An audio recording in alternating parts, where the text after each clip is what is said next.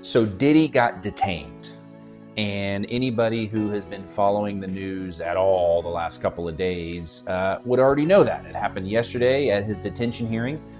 But what does that mean and why? Why did the judge hold him without bond, as you'll read in most of the headlines?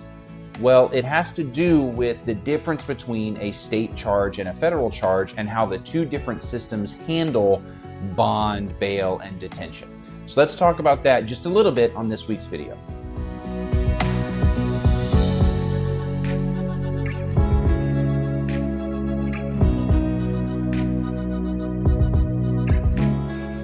Happy Friday, everybody. Hope you're having a great week, and I really hope you're gearing up for another awesome weekend. Before we get into it, as a reminder, I do live streams every Wednesday and Sunday nights where we talk about whatever topics you want in the law, and I'm sure that this week's topic, the Puff Daddy trial, the Puff Daddy case, is going to be a hot topic in which we can discuss and dive into really good detail. I printed out the indictment. I'm ready to talk about the allegations, all the stuff that's in there. So swing by the live stream if you want on Wednesday or Sunday night. I'd love to have more people there to chat about the law and things going on and get your thoughts on it. So the description of this video right below, click more info and you'll see the link to my Twitch channel. Go over there, set the notifications to on so you get a chance to see every time I go live. You can join me and we can chat about it. So now we're talking about his detention hearing, Puff Daddy's detention hearing, Diddy, Sean Combs, whatever name you want to call him. He had his detention hearing yesterday, and the judge ordered him be detained pending trial. And so you read all these headlines about Puff Daddy held without bail, judge orders that he stays in jail without bail, judge denies bail. And I wanted to spend a minute and do a video on why those headlines are a bit misleading. The biggest thing is there's a big difference between the way that the state system handles pretrial detention and bail and bond and the federal system does. On the state side, at least here in Texas, every person that is charged with a crime, except for certain crimes like murder, capital murder, that sort of thing, is entitled to a bond to be set, meaning that the judge is ordered, doesn't have a choice, the judge is ordered to set a bond in which the person can post a certain amount of money and then be released from jail while their case is pending. The same is not true on the federal side. The federal side works very differently. So let's talk about what happens when somebody is arrested in a federal case. Now, there was a law that was passed many years ago called the Bail Reform Act, and that kind of sets the foundation for what happens when a person is arrested on a federal indictment. By default, the default answer is if a person is arrested on a federal charge, they are to be released on conditions. What that means is they are to be released while the case is pending. However, the judge, the magistrate judge, is to set conditions or rules that that person must follow while the case is going on. So with no other factors being present, if a person is charged with a federal crime, the judge is supposed to release them. Period. End of story. There's no decision to be made. There's no questions about it. That person gets released. However, just as the case is with many things in the federal law, that has some exceptions. The first exception that can occur is the case could be what we call a presumption case. If the case is a presumption case, what that means is that it's typically a drug case that the mandatory minimum sentence on the crime alleged is more than 10 years.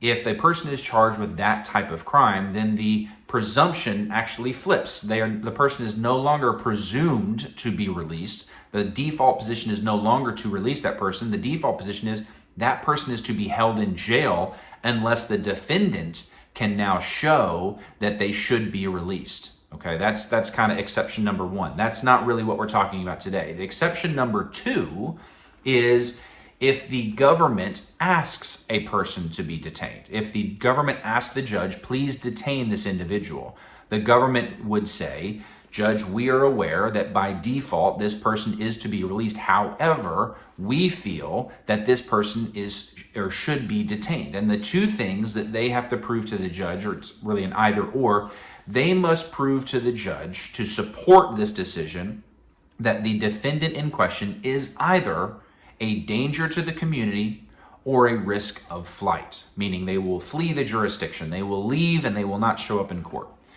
If they can show the magistrate judge that one of those two things are true, then the magistrate judge has a second question that they must answer. The magistrate judge must then answer, is there a condition or a combination of conditions that exists that would reasonably assure the community would stay safe and that this person would not flee? If the answer to that question is yes, I can think of a set of rules that I can set that would reasonably assure the safety of the community and that this person would appear in court, then that person is to be released on those conditions. However, if the answer is no, if the judge says, I can't think of any set of rules that I could impose that would keep the community safe and make sure this person shows up when they're supposed to, then that person is to be detained. Now, in Mr. Combs's case, the government argued that Mr. Combs was both a danger to the community and a flight risk. They argued danger to the community based on a host of factors. It's based on the type of allegations that are pending against him. It's based on his history of verbal intimidation, verbal abuse, physical abuse, acts of violence that people have said he has perpetrated in the past. It's also based on there's an allegation that he is engaged in obstruction of justice or witness tampering or witness intimidation in previous cases. Those all make him a danger to the community. Those all make him an individual which the government argues, if released, he would be a danger to other people. The other thing that they argued was that he's also a flight risk. Mr. Combs has vast resources. He's an incredibly wealthy individual. He has private planes. He has multiple vehicles. I'm sure he has he's got a passport that's easily accessible. He has resources. He has people that he knows that can get him in and out of the country with relative ease.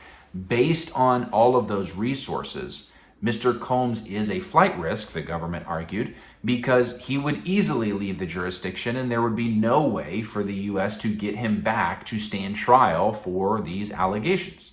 So they presented that evidence, and the magistrate judge in Mr. Combs's case agreed with the government, agreed that Mr. Combs is a flight risk, agreed that he's a danger to the community, and based on that, the magistrate judge was left to determine, can I think of a combination of conditions, and conditions can be anything. Conditions can be GPS monitoring, conditions can be home detention, they can be mandatory drug tests, they can be a third-party custodian, meaning somebody that's watching over you at all times. They can be surrendering your passport. I mean, all kinds of things can be conditions. And so the judge had to think, is there a combination of those conditions that I could set that would make sure that Mr. Combs shows up to court like he's supposed to and that the community stays protected? And ultimately, the magistrate judge decided, no, I can't think of a combination of conditions that would reasonably guarantee that. And honestly, I wasn't surprised at that decision. Because even though, as defense lawyers, we like to think of, we'll just get creative, just surely we can come up with a combination of rules that would make sure that Mr. Combs abides by the rules of this court. It is very, very common that a judge looks at a particular defendant, looks at a particular case, and then does what the government wants them to do, which is detain that person, because it's the safer choice. Because no judge wants to be the one that lets somebody like Mr. Combs out on conditions and then he finds a way to sneak out of the country. That would be a huge stain on that judge's reputation and their career as the person that let this defendant get away. And so they always err on the side, or they don't always, but they very often err on the side of caution and say, look, maybe you would, maybe you wouldn't, but I think the government has proved by a preponderance of the evidence here that you would flee if given the chance, and so I'm going to keep you in jail until trial happens. Now, there are certain things that Mr. Combs's lawyers could do to try to reverse this decision. They could appeal it up to the district court. They could request a second detention hearing. Both, I think, are very unlikely to achieve the results that they want. Because the standard, the bar that they would have to clear in order to reverse the decision is incredibly high. I won't go into exactly what those are in this video because it's another conversation entirely, but suffice it to say, it would be very, very difficult to undo this decision now that it has been made. Typically, once a detention decision has been made, That's really the end of the discussion until we get to trial or a plea. So for the foreseeable future, Mr. Combs will be staying in a local jail, typically a county jail, because they hold the contracts to house people while federal cases are pending, while this case goes on and until we get to a point of trial, which could honestly be a year, 2 years away. So he's going to be in jail for at least the foreseeable future. We will keep an eye on this case because I'm sure there will be a ton of developments as this case goes on. I'll try to break down each one as they come up, as I see them. But if there's something that happens that I missed, that's what the live streams are for. Come by, tell me, and then we can talk about it over there. Hope this was helpful. Hope it was at least a little bit informative. I look forward to seeing you guys all next week. I hope you have a great weekend. And until I see you again, be good and stay on the right side of the bars.